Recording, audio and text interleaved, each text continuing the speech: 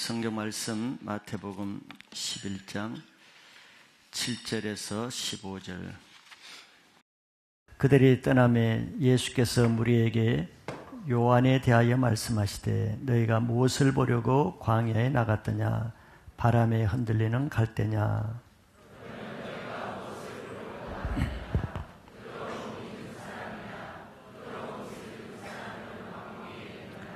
그러면 너희가 어찌하여 나갔더냐? 선지자를 보기 위함이었더냐? 옳다. 내가 너희에게 이르노니 선지자보다 더 나은 자니라.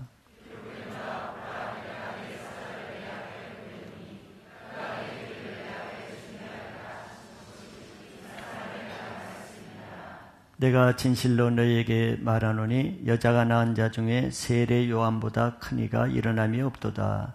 그러나 천국에서는 극히 작은 자라도 그보다 크니라.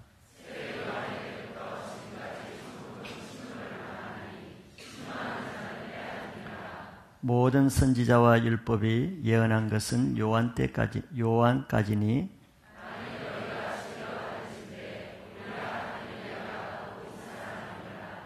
귀 있는 자는 들을지어다. 아멘.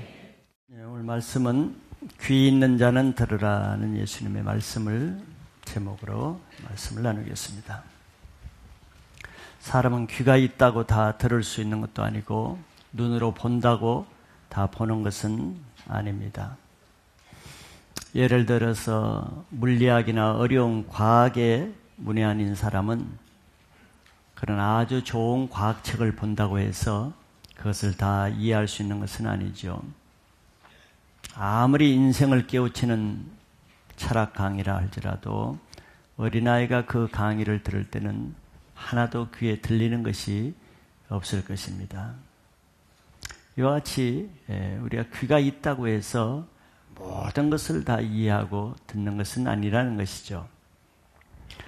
제가 중학교 때 국전에서 대통령상을 받은 우리 미술 선생님이 국전을 관람하게 한 후에 우리 학생들에게 무엇을 보았느냐고 이렇게 물었습니다.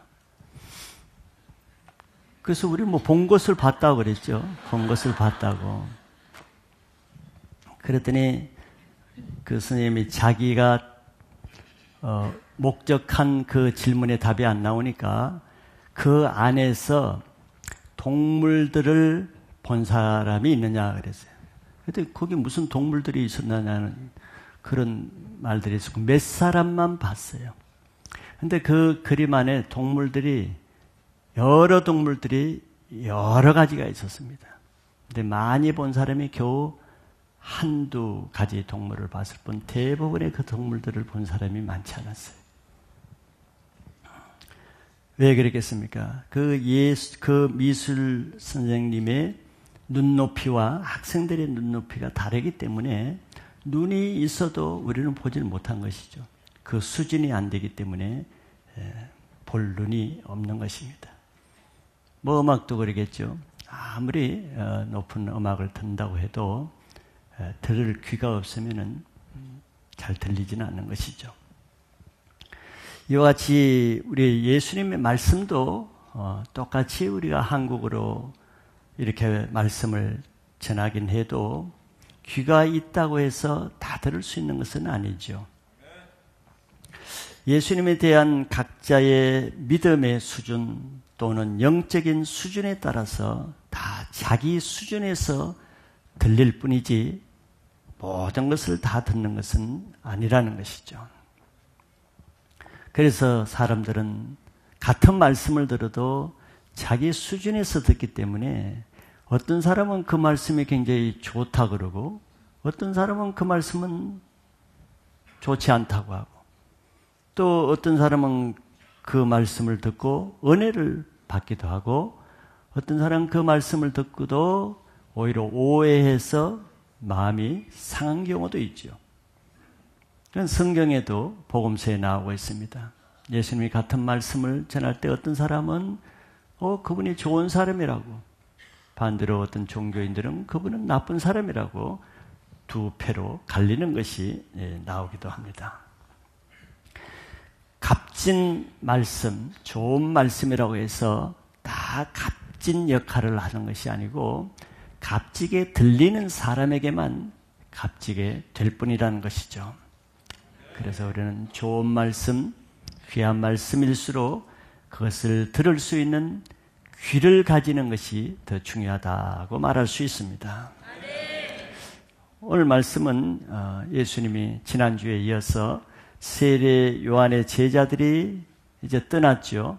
예수님이 대답을 해서 떠난 후에 남아있는 무리들에게 요한에 대해서 아주 중요한 여러 가지 말씀을 하시는 그 내용입니다. 만약에 그냥 그 세례 요한에게 전하라고 한 예수님의 말씀, 또 세례 요한의 제자들이 한 질문, 그것만 들은 제자들이나 무리들은 그동안의 세례 요한에 대해서 가지고 있던 그 높은 신뢰와 존경심의 어떤 마음에 부정적인 생각이 가질 수도 있겠죠. 세례 요한이 저렇게 주님을 믿지 못해서 자기 제자들을 이렇게 보내기까지 했는가, 뭐 이런 생각을 할 수도 있겠죠. 그래서 아마 예수님은 세례 요한에 대해서 더 정확하게 많은 부분을 무리들에게 설명해 주시는 것 같기도 합니다. 요약을 해서 세례 요한에 대해서 예수님이 하시는 말씀을 세 가지로 한번 보면은, 첫째는 세례 요한에 대해서 7절에 예수님이 이렇게 말씀하죠. 그들이 떠남에 예수께서 무리에게 요한에 대해 말씀하시되 너희가 무엇을 보려고 광야에 나갔더냐? 바람에 흔들리는 갈대냐? 그랬습니다. 세례 요한의 믿음에 대해서 간접적으로 말씀을 하시는 거죠. 예수는 세례 요한은 어떤 사람들처럼 그렇게 바람에 흔들리는 갈대와 같은 그런 사람이 아니다, 이런 비유를 말씀하시는 겁니다. 바람에 흔들리는 갈대는 우리가 금방 이해할 수가 있겠죠. 우리나라도 이런 비유가 많으니까 어떤 세상 상황에 따라서 그 믿음이 왔다 갔다 흔들리는, 믿음의 중심이 없는, 상황에 따라 믿음이 언제든지 변화되는 뭐 그런 사람을 비유하는 것입니다. 어느 시대나 세상의 풍속과 유행에 따라서 기회주의적이라고 그러죠. 이랬다가 저랬다가 편리 위주로 살아가는 사람이 항상 있습니다. 또 그것은 신앙 안에도, 교회 안에서도 세상에 맞춰서, 또 자기 상황에 맞춰서 이렇게 저렇게 요령껏 교회 생활, 신앙 생활 하는 사람도 들어있죠. 그러나 세례 요한은 그런 자기에게 주어진 상황에 따라서 바람에 날리는 갈대처럼 왔다 갔다 하는 그런 사람이 아니라는 것입니다. 무리들은 세례 요한의 질문을 통해서 세례 요한에 대해서 불신과 조금 의심이 생길 수도 있겠죠. 거기에 대해서 예수님은 그런 사람이 아니라고 말씀하시는 거죠. 세례 요한이 만약에 바람에 흔들리는 갈대와 같았다고 하면은 지금 그는 의를 외치다가 헤롯 왕에 의해서 감옥에 갇혀진 억울한 가운데 있습니다. 그리고 곧 죽을, 생명이 없어질 그런 위기 상황에 있죠. 그럼에도 만약에 그가 바람에 날린 갈대였다 그러면은 그 헤롯 왕과 타협해서 생명을 구차하게 구하려고 할 수도 있었겠죠. 그러나 그는 자기가 확신한 일에 대해서, 의에 대해서 조금도 타협하지 않고 죽으면 죽기까지 그 자기의 믿음을 지키면서 결국 목숨까지도 드릴 자세로 지금 감옥에 있는 것이죠.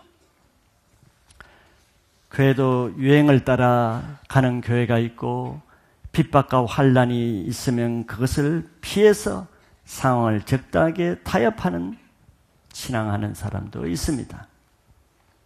그래서 믿음을 지키려다가 조금 힘들고 손해를 보고 고난이 되고 자기에게 맞지 않으면은 언제든지 바람에 나는 갈대처럼 상황에 붙어서 요 때는 요렇게 하고 저 때는 저렇게 하고 세상적으로 살아가는 사람들 많이 있죠. 그것은 위기를 만날 때마다 늘 초조하고 불안한 그 마음을 견딜 수 없기 때문에 마음이 흔들리기 때문에 믿음이 흔들리는 것이죠. 마음의 심지가 흔들리는 것이죠. 불안하고 두렵고 초조한 것이죠. 상황에 따라서 이렇게 마음이 흔들리는 것은 그 믿음의 기초가 예수 그리스도의 반석에 있지 않고 자기 자신의 어떤 신념이나 이론이나 확신이나 자기 감정에 기초한 신앙을 하기 때문에 상황에 따라 그럴 수밖에 없는 것이죠. 이사야서 26장 3절에 보면은 이렇게 하나님 말씀하십니다. 주께서 심지가 견고한 자를 평강하고 평강하도록 지키시리니 이는 그가 주를 신뢰함이니이다 그랬어요. 심지가 견고한 자, 심지가 견고한 신앙 하는 사람은 평강에 이른다. 옛날 번역에는 평강에 이른다 그랬어요. 같은 말이죠. 평강하고 평강하도록 지킨다.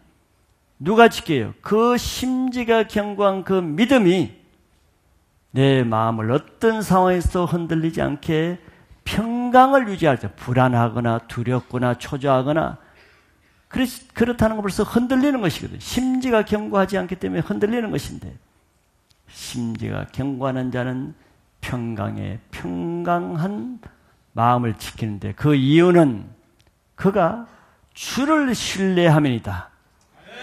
그의 신앙의 기초가 주님께 있고 상황이나 세상이나 자기 이론에 있지 않기 때문에 하나님이 그 마음을 평강으로 지켜주신다는 것이죠.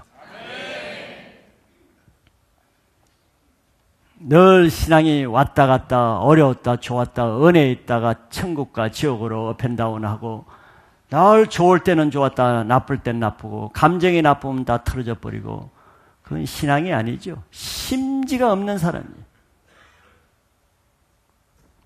예수님 비유에는 돌밭에 뿌려진 씨앗은 평소에는 금방 싹이 나와서 은혜로 말씀을 받지만서도 조금만 햇빛이 비치고 말씀으로 인해서 핍박과 환난이 오면 다 죽어 이것이 믿음을 배반하는 자요 이렇게 했습니다. 왜? 뿌리가 내려가지 못하니까 돌뿌리에 부딪혀서 뿌리 심지가 더 내려가지 못하기 때문에 그런 것이죠. 늘 찰랑거리는 얕은 물가에서 왔다 갔다 하는 그런 신앙은 환난과 어려움이 올 때는 다 뽑히고 말라 믿음을 배반하게 된다는 것이에요.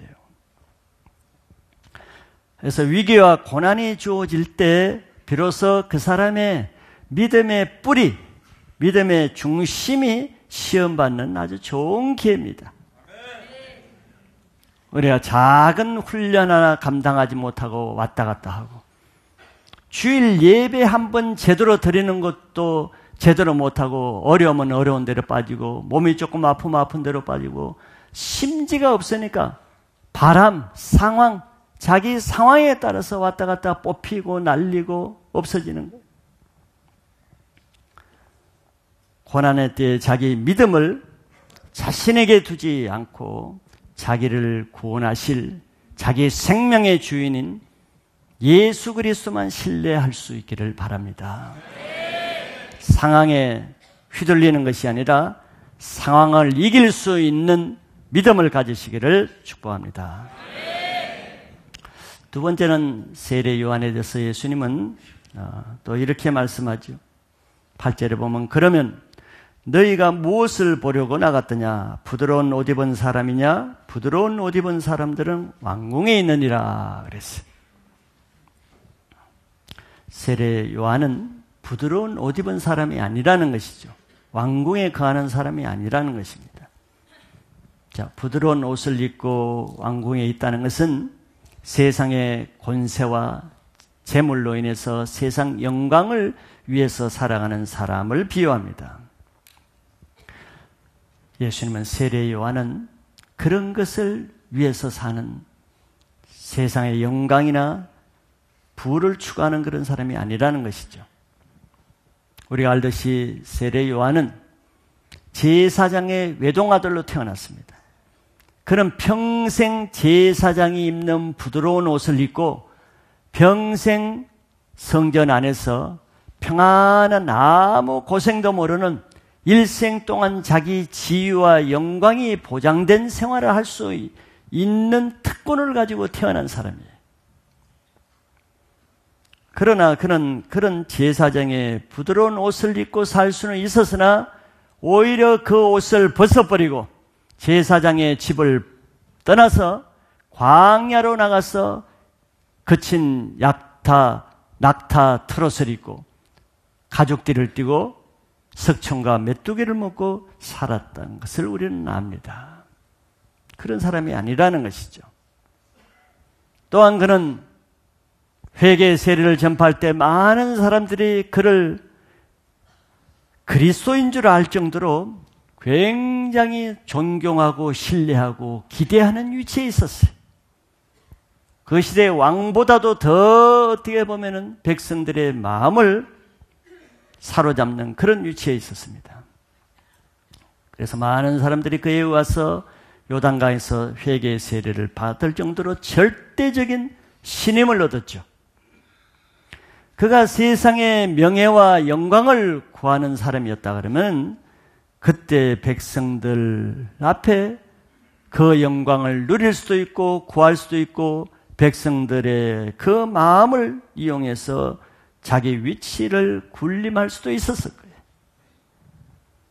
그러나 그는 그때도 늘 자기 마음을 자기는 내 뒤에 오시는 예수님의 신발끈을 풀기도 감당할 수 없는 아주 작은 자라고 그것을 부인하고 포기했습니다. 이와 같이 하나님 앞에서 하는 사람은 자기에게 주어진 특권과 지위까지도 부인해서 세상과 구별된 삶을 살려고 하는 것이죠. 많은 사람은 자기에게 주어지지도 않는 그런 권세와 영광을 붙잡으려고 모든 수단을 다해서 그것을 추구하며 삽니다. 자기의 영광을 위해서, 자기의 직분을 위해서 모든 인생을 거는 사람이 얼마나 많아요. 세상에서는 물론이고 교회 안에 들어와서까지도 작은 지위 하나 얻으려고, 직분 하나 얻으려고 하는 이유와 동기가 어디 있겠어요? 그런 사람일수록 하나님을 위해서 그 직분과 지위를 구하기보다는 그 직분과 지위를 통해서 자기 영광을 구하려고 하는 것이죠. 주어지지도 않는 영광을 탐하는 것이 그 동기가 어디 있는가를 주님이 아시죠. 또 세상에 있는 자기의 부와 학식과 권세를 그것을 통해서 교회 안에서도 그 영광을 구하는 사람이 없지 않아 있습니다. 그런 사람에게는 하나님의 아무 상급이 없죠. 왜 예수님이 이 비유를 하시겠어요? 그 당시에 많은 종교인들이 제사장과 서기관과 이런 바리새인들이 세례 요한과 달리 성전 안에서 회당 안에서 하나님의 종교 안에서 다 부드러운 옷을 입으며 영광을 구하는 대부분의 시대의 상황이 그런데 세례 요한은 그런 사람이 아니었다는 것을 설명하기 위해서 이 비유를 하시는 거죠. 즉 모든 사람이 다 약대 트롯을 입고 석청과 메뚜기를 먹는 시대의 세례 요한이 그렇게 살았다 그러면은 그건 뭐 그렇게 특별한 일이 아니죠. 그러나 모든 사람들이 제사장이 권력과 타협해서 세상 영광을 구하고 서기관과 바리새인들이 종교의 지위를 위해서 하나님보다 자기 영광을 구하는 그런 시대에도 세례 요한은 그것을 구하지 않고 오히려 광야에 나가서 부드러운 옷이 아니라 거친 옷을 입고 산 사람이라는 것을 강조하기 위해서 세례 요한을 이 비유로 말씀하시는 것입니다. 모든 사람들이 그렇게 살면은 우리도 그렇게 사는 것이 당연한 듯처럼 보이지만 하나님 앞에서는 그렇지 않습니다. 다른 교회들이 다 그렇게 하면은 그것이 하나님이 원하시는 것일 수 있지만 그렇지 않은 것이 많지요. 모든 하나님의 일꾼들이 다 그렇게 하면은 그것이 하나님의 원하는 것일 것처럼 보일지라도 그렇지 않은 것도 많이 있죠. 바로 그런 것이 구별된 삶인데 세례 요한은 구별된 삶이 무엇인가를 알고 그 삶을 살 능력을 가진 사람이었다는 것입니다. 우리는 어떻게 살아야 될 걸 다 알잖아요. 대부분의 많은 사람은 구별된 삶이 뭐고 거룩한 삶이 무엇인지를 압니다. 알지만서도 왜 못 살겠어요? 다른 많은 사람들이 그렇게 살지 않고 다 다르게 살기 때문에 자기도 그렇게 사는데 문제가 없는 거예요. 그러나 세례 요한은 자기가 속한 모든 제사장이 부드러운 옷을 입고 그렇게 살지라도 하나님 앞에 그렇게 살지 않을 수 있는 그것이 세례 요한의 능력이요 영적인 권세인 것이에요. 또 신앙을 할 때 많은 사람이 따라가는 삶을 살기보다 하나님의 말씀대로 살 수 있는 구별된 삶의 능력을 가질 수 있기를 바랍니다. 마지막 세 번째는 약속된 사역을 한 사람이라는 거죠. 예수님은 세례 요한은 여자가 낳은 자 중에 가장 큰 자라고도 했고 또 선지자보다 더 나은 자라고 하셨습니다. 대단한 말씀이죠. 여자가 낳은 자라는 것은 이 세상에 태어난 사람 중에 가장 큰 자라는 말이죠. 모든 선지자와 율법은 세례 요한의 때까지라고 말씀했습니다. 모든 구약에 기록된 성경 말씀과 선지자들의 예언은 세례 요한의 때까지에 관한 예언이라는 뜻이죠. 즉 그것은 구약의 모든 선지자들의 선지서와 율법은 오실 메시아를 두고 예언한 것이라는 것에 초점이 맞춰집니다. 그런데 요한은 그 선지자들과 율법이 예언한 그 실제를 이루는 사역을 한 사역자이죠. 그것이 다른 것입니다. 구약의 모든 선지자들은 다 자기가 예언한 그 메시아를 보지 못하는 가운데 보지 못하는 메시아에 대해서 증거했죠.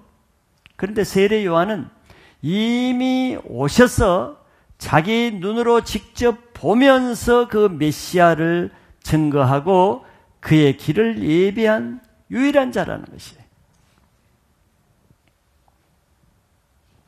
또 그뿐만 아니라 예수님 무리들에게 정말 아주 중요한 충격적인 말씀을 비밀스러운 비밀을 한 가지 말씀합니다.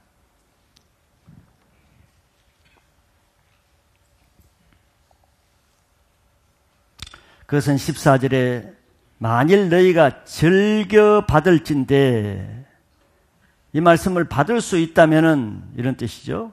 오리라 한 엘리야가 곧 이 사람이니라 했습니다. 그가 바로 오리라 한 예언된 그 엘리야라는 말씀이죠. 그 당시에는 아무도 요한이 구약에서 예언된 엘리야라는 사실은 꿈에도 생각하지 못하는 그런 사실인데 예수님이 이 말씀을 하시는 것은 굉장히 충격적인 말씀이었습니다. 물론 그 당시 유대인들은 다 엘리야가 마지막 시대에 오리라 하는 것은 다 알고 믿고 있었습니다. 구약에 기록되어 있으니까. 특별히 말라기서 4장에 기록되어 있기 때문에 다 알고는 있습니다. 듣기는 들었죠. 그런데 그들은 그 엘리야가 마지막 때 올 때 엘리야가 어떤 모습으로 오는가 하는 것은 엘리야가 불말과 불병거를 타고 성천했기 때문에 마지막 때 올 그 엘리야도 그런 모습으로만 올 것으로 생각하고 있었죠. 그래서 엘리야를 보고도 볼 눈이 없었고 엘리야가 외치는 소리를 듣고도 엘리야 소리를 들을 귀가 없었던 것입니다. 아무도 세례 요한이 엘리야인지를 아는 사람이 없었죠. 예수님 그래서 들을 귀 있는 자들만 지금 들으라는 거예요. 주의 길을 예배하러 온 이 요한은 엘리야로 와서 한 메시지가 회개 세례를 선포했다고 했습니다. 그러니 해서 세례 요한의 때부터 지금까지 천국이 침노당하기 시작했다고 예수님 말씀하시죠. 악한 죄인들은 오직 회개를 통해서 천국을 침노해서 들어갈 수 있습니다. 그래서 많은 세리들과 죄인들이 회개함으로 천국을 침노하여 들어갔죠. 천국은 어떤 성경 지식이나 교회 의식이나 종교적인 어떤 힘으로 들어가는 것이 아니고 오직 회개를 통해서 하나님의 은혜로 들어갈 수 있습니다. 그래서 예수님도 세례 요한도 이 땅에서 첫 메시지가 가장 핵심 메시지겠죠. 회개하라는 것이요. 회개하라. 천국이 가까웠다고 했습니다. 교회에서 가장 중요한 메시지는 이거예요. 회개하라는 것이. 근데 교회에서 가장 듣기 싫어하고 거부 반응을 일으킨 메시지가 뭐예요? 회개하라는 메시지입니다. 왜 그런가를 여러분들이 이해하시기 바랍니다. 회개 메시지를 가장 싫어하는 이유가 어디 있겠어요? 바리새인들이 가장 싫어한 메시지는 회개 메시지이기 때문에 예수님은 그들에게 이 독사의 자식들이라 그랬어요. 독사의 자식들이기 때문에 회개 메시지를 거부한다는 뜻이에요. 예수님은 이 말씀을 하신 후에 들을 귀 있는 자들은 들으라 그랬습니다. 이 말씀이 가장 핵심이죠. 들을 귀 있는 자들은 들으라. 성경에는 이런 말씀이 많이 나오죠. 또 다른 데는 성령이 교회하시는 말씀을 들을 귀 있는 자들은 들으라 그랬습니다. 들을 귀를 가지시기 바랍니다. 이 말씀은 예수님의 그 말씀의 뜻은 들을 귀 있는 자만 들으라는 뜻도 되고 들을 귀 없는 자는 들을 수 없다는 그런 뜻이죠. 두 가지 의미가 다 있을 것입니다. 다시 말하면 예수님이 이렇게 중요한 세례 요한에 대한 비밀스러운 말씀을 전해도 이거는 들을 귀 있는 자만 들으라는 말씀이고 반대로 들을 귀 없는 자는 내가 아무리 말해도 듣지 못할 것이다. 이런 뜻이 되는 거예요. 여러분들은 들을 수 있는 귀가 되시기 바랍니다. 지식이 아니라 영어로 들려지기를 바랍니다. 예수님의 말씀은 항상 영이요 생명이기 때문에 완전하여 홍과 영과 관절 골수를 쪼개는 능력이 있지만서도 그러나 듣는 사람의 수준에 따라 능력이 나타나기도 하고 아무 능력이 나타나지 않을 수도 있다는 거예요. 실제로 그렇죠. 모든 사람이 주일날 말씀을 듣는다고 해서 인생이 변화되는 것도 아니고 은혜가 되는 것도 아니고 자기 심령이 새롭게 되는 것은 아닙니다. 들을 귀 있는 자만 그렇게 된다는 거예요.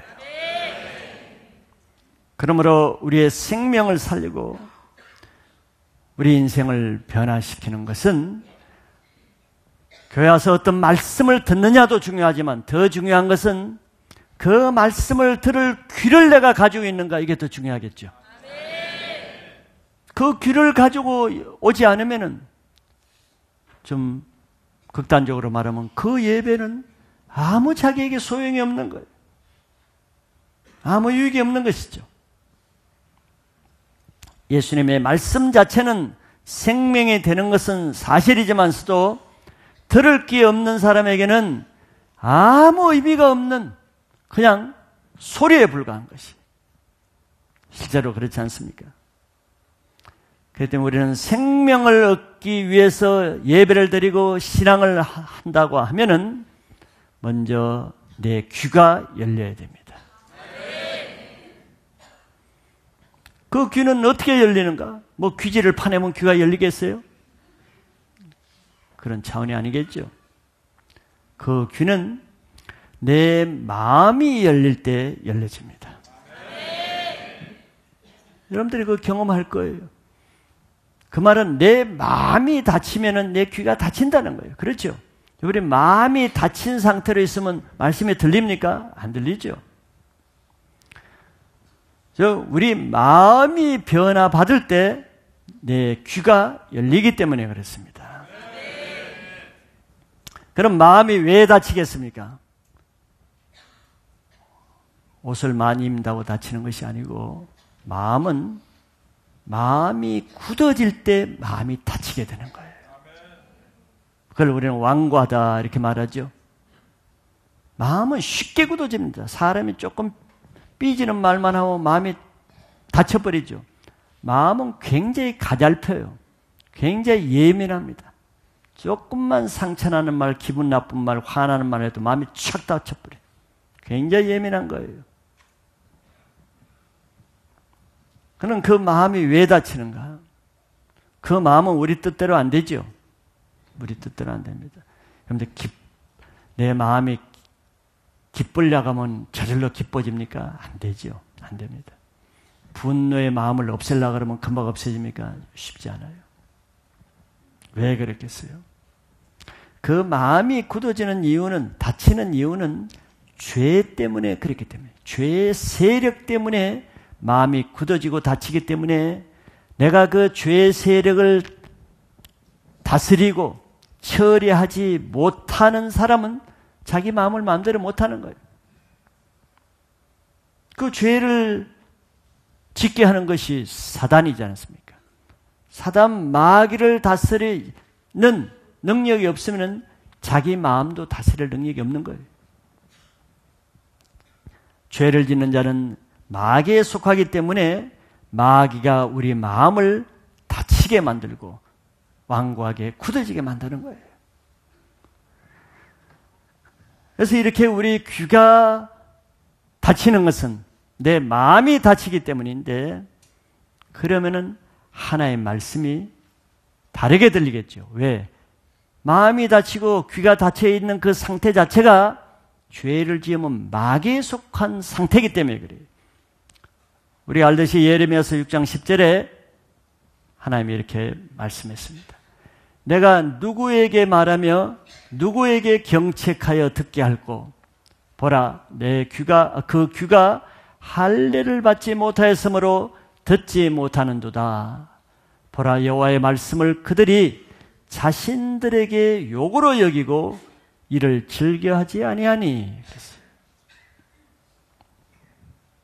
아무리 그 사람에게 하나님의 경고의 말씀, 당신 그렇게 죄를 지으면 죽습니다, 심판받습니다, 그렇게 살면 영원히 하나님 앞에 징벌을 받습니다, 아무리 경책해서 듣게 하려고 해도 그 귀가 할례 받지 못한 사람은, 귀가 닫혀 있는 사람은 아무리 그 사람에게 생명을 주고 구원할 말씀을 전해도 듣지 못해요. 왜 듣지 못합니까? 하나의 말씀이 그들에게는 욕으로 들리고 즐겁게 은혜로 안 들리는 거예요. 아무리 좋은 자기에게 생명을 구원하는 말씀을 전해줘도 화를 내고 분노하고 대적하고 삐딱하게 듣는 사람이 있죠. 욕으로 들리기 때문에. 하나의 말씀이 욕으로 들려, 은혜로 들리지 않고.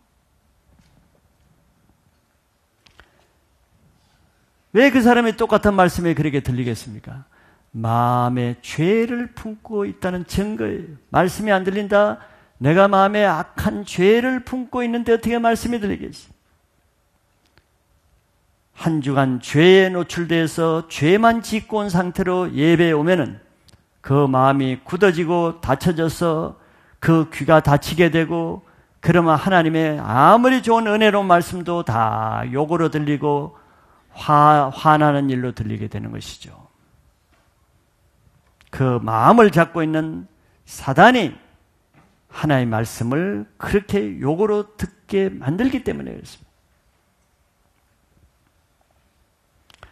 그래서 아무리 인생을 변화시키는 놀라운 말씀도 그 말씀을 들을 귀가 없으면은 그냥 조롱과 잡생각과 부정적인 생각으로 예배 1시간 날려버리잖아요. 그 누가 하는 것이었어요? 아무리 그 예배에서 정말 자기를 두고 정확하게 자기 문제를 해결할 수 있는 그런 말씀이 주어지는데도 들을 귀가 없으면 그것이 자신에게 해당되는 말씀인지 자기를 구원할 말씀인지조차도 깨닫지 못하고 그냥 지나가는 거예요. 어떤 그 주간에 정말 그 사람을 구원할 말씀이 있을 때는 그 예배는 꼭 52주째 51주까지는 참석하고 52주 그 예배 때 그 사람이 오지 못하게 돼요. 그런 일이 얼마나 많습니까? 그러므로 들을 귀를 가지기 위해서는 날마다 죄를 회개하는 그것이 먼저 중요합니다. 죄를 회개할 때 여러분들이 경험하시죠? 죄를 회개하면 굳었던 악한 마음이 벌써 열리게 되죠. 마음이 부드럽게 됩니다. 그렇게 마음이 열리면은 벌써 귀가 열리게 되죠. 말씀이 달라집니다. 다르게 들리는 거예요. 왜냐하면 회개하는 마음에 성령이 임하기 때문입니다. 죄로 인해서 잡고 있던 악한 사단이 떠나가고 그 마음에 성령이 임하여서 성령이 부드러운 마음으로 바꿔주기 때문에 부드러운 마음에 그 귀가 열리기 때문에 말씀이 들리는 거예요. 교회를 다닌다고 모든 사람이 신앙이 시작되는 것은 아니죠. 그는 교회 생활의 시작과 신앙 생활의 시작이 다르기 때문입니다. 물론 교회를 다니는 자체는 중요합니다. 그러나 교회를 다닌다고 다 신앙이 시작되는 건 아니죠. 왜냐하면 교회 생활을 아무리 말해도 뭐 신앙이 변화됩니까? 안 되는 사람이 있습니다. 교회 생활은 해도 아직 신앙 생활에 입문하지 않았기 때문이죠. 우리의 진정한 신앙 생활은 내 귀가 할례 받고 귀가 열릴 그때부터 이제 교회 생활에서 신앙 생활로 전환되면서 내 신앙이 시작된다고 말할 수 있는 것이죠. 그 전까지는 단지 교회를 다니는 교인 수준에 있을 뿐입니다. 말씀이 영어로 들리지 않는 상태에서는 모든 것이 그냥 지식적으로 자기 세상 이성 수준에 머물지 어떤 자기 안에 영혼의 생명이 변화되고 자기 인격이 변화되고 내면이 변화되는 것은 없지요. 교회 생활을 10년, 20년, 30년, 40년 해도 처음 올 때는 지금까지 그 인격이 교인격인 사람이 얼마나 많아요. 교만하고 부정적이고 불순종하고 그 사람이 10년 전에도 그런데 10년 후에도 똑같아요. 그게 뭐 신앙이 시작됐다고 볼 수 있어요? 신앙이 아직 시작이 안 된 거예요. 교회 생활은 10년, 20년 해도 아직 신앙이 시작이 안 됐기 때문에 변화가 안 되는. 왜? 그 안에 생명이 없어. 생명이 없으니 변화가 안 되죠. 어린아이는 조그맣고 연약해도 그 안에 생명이 있기 때문에 한 달만 돼도 자라요. 1년 되면 부쩍 자랍니다. 옷이 안 맞습니다. 2년, 3년 되면 달라요. 우리 신앙도 어린아이 베이비에서 시작하지만 한 달 되면 한 달만큼 자라고 1년 동안 이 교회에서 말씀을 받으면 말씀 받은 만큼 자라는 거예요. 자라지 않을 이유가 뭐가 있어? 말씀을 못 들으니까 그렇죠. 귀가 안 열렸으니까. 그러나 어느 때부터 내 마음 자세를 새롭게 하고 굳은 마음을 풀고 마음을 겸손히 하고 새로운 자세로 할 때 먼저는 강단에서 선포되는 말씀이 들려지기 시작하고 이제는 신앙은 말씀이 들려질 그때부터 신앙이 시작되는 거예요. 그때부터 내가 다른 사람으로 이제 변화가 시작되는 것입니다. 그러면 벌써 내 안에 변화가 일어나죠. 무슨 변화가? 예배에 대한 자세가 벌써 변화됩니다. 말씀을 대하는 태도가 달라지고 그 입에서 더 이상 불평불만, 원망, 비판적인 입술의 말의 단어가 달라져요. 그리고 예배에 대한, 주일에 대한 사모하는 마음과 말씀에 대한 기대하는 마음, 또 말씀 전하는 사람을 대하는 눈빛이 달라지는 거예요. 그게 변화잖아요. 그게 변화됐다는 증거가 변화로 나타나는 거예요. 무슨 변화? 마음의 변화가 일어나는 거죠. 마음의 변화가 일어나면 눈이 변화되고 귀가 변화가 일어나는 거예요. 그때부터 신앙의 변화 시작이 되고 자기 인생이 변화되는 것입니다.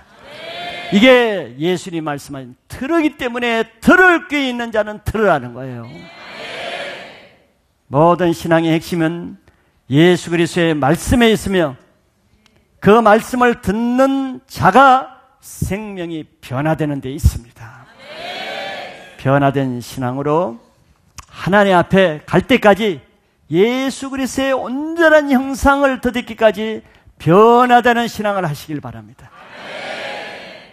그래서 주님 앞에 가서 칭찬받는, 상급받는 그런 신앙이 여러분들 신앙의 목표가 되시기를 축복합니다.